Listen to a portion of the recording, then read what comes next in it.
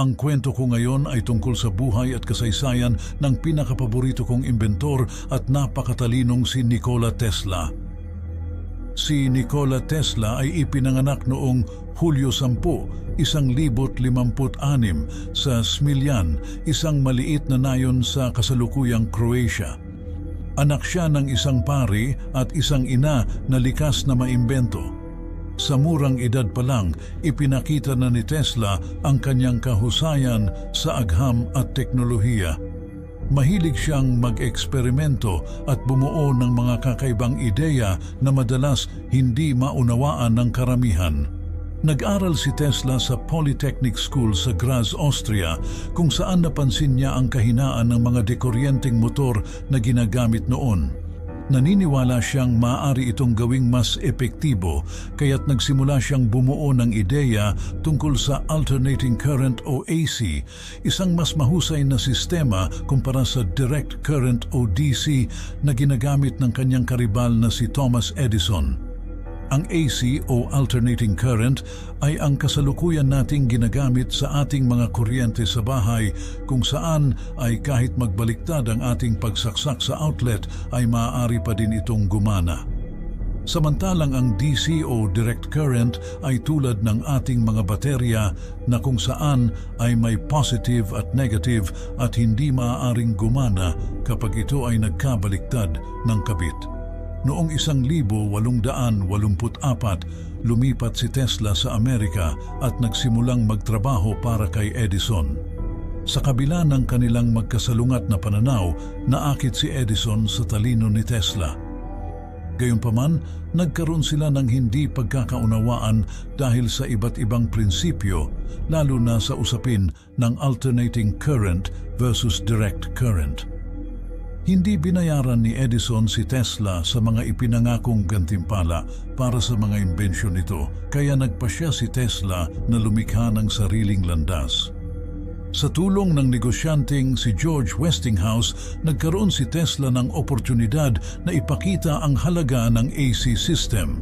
Sa panahon ng tinaguriang War of Currents, ipinakita ni Tesla ang kaligtasan at kakayahan ng AC sa pagpapadaloy ng kuryente sa malalayong lugar. Ang pinakamalaking tagumpay ng sistema niya ay noong 1873 World's Fair sa Chicago, kung saan pinailawan ng AC ang buong eksibisyon, isang tagumpay na nagpabago sa kasaysayan ng elektrisidad. Bukod sa AC, maraming imbensyon si Tesla na nagpabago sa mundo. Tesla Coil. Ginagamit pa rin ngayon sa mga teknolohiya tulad ng radyo at wireless communication. Radio waves. Pinatunayan ni Tesla na maaaring magpadala ng signal ng walang kawad. Remote control. Noong 1878, ipinakita niya ang unang remote-controlled na bangka. X-rays. Isa siya sa mga unang nagsaliksik tungkol dito bago pa man si Wilhelm Röntgen. Sa kabila ng kanyang talino, si Tesla ay mahina sa usaping pananalapi.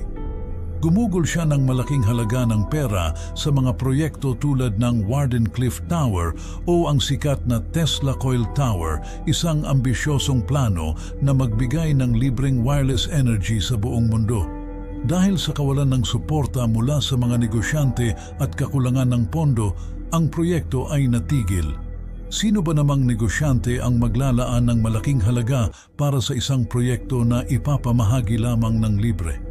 Habang tumatanda, unti-unting nakalimutan ng mundo si Tesla. Nabuhay siya sa kahirapan sa isang hotel sa New York, nag-aalaga ng mga kalapati at nananatiling dedikado sa kanyang mga imbensyon. Pumanaw siya noong Enero 7, 1943 sa edad na 86. Ngayon, si Nikola Tesla ay kinikilala bilang isa sa pinakadakilang imbentor sa kasaysayan. Ang kanyang mga ideya ay naging pundasyon ng modernong teknolohiya mula sa elektrisidad hanggang sa wireless communication. Ang pangalan niyang Tesla ay ginagamit bilang unit ng magnetic flux density, pati na rin ng sikat na kumpanya ng dekuryenteng sasakyan na Tesla Incorporated. Bagaman hindi niya natamasa ang tagumpay sa kanyang buhay, ang henyo ni Tesla ay nananatiling buhay sa teknolohiya ng kasalukuyan na patuloy na nagbibigay inspirasyon sa mga siyentipiko at imbentor sa buong mundo.